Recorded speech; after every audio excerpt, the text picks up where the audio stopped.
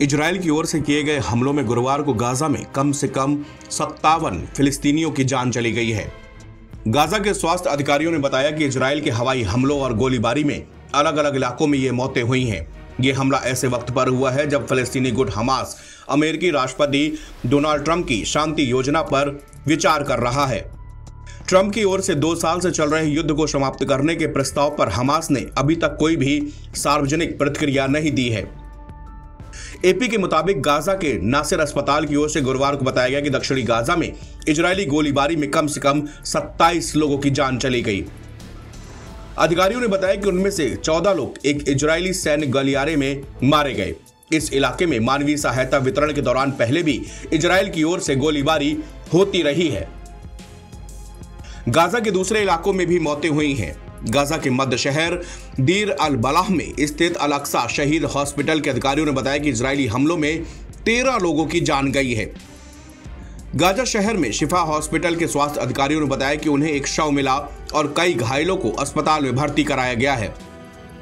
उन्होंने बताया कि अस्पताल के कर्मचारियों को अस्पताल पहुंचने में दिक्कत हो रही है क्योंकि इजरायली आर्मी ने हमले बढ़ा दिए हैं। इजरायली हमलों के बीच हमास की ओर से अमेरिकी राष्ट्रपति डोनाल्ड ट्रंप के प्रस्ताव पर विचार किया जा रहा है।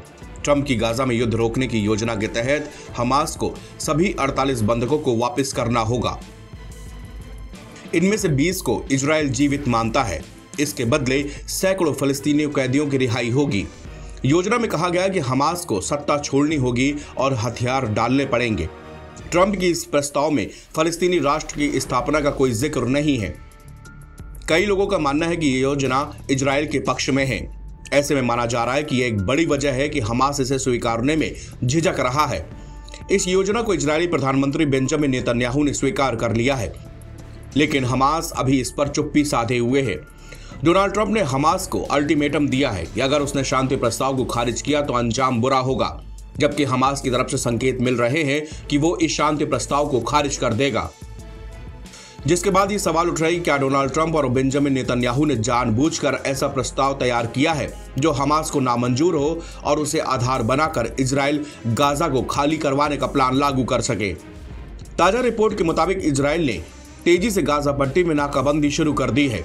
इजरायल के रक्षा मंत्री इजराइल काट्ज ने कहा है कि इजरायली सेना गाजा शहर के चारों ओर घेराबंदी को कड़ा कर रही है। इससे हमास के खिलाफ सैन्य अभियान तेज हो जाएगा।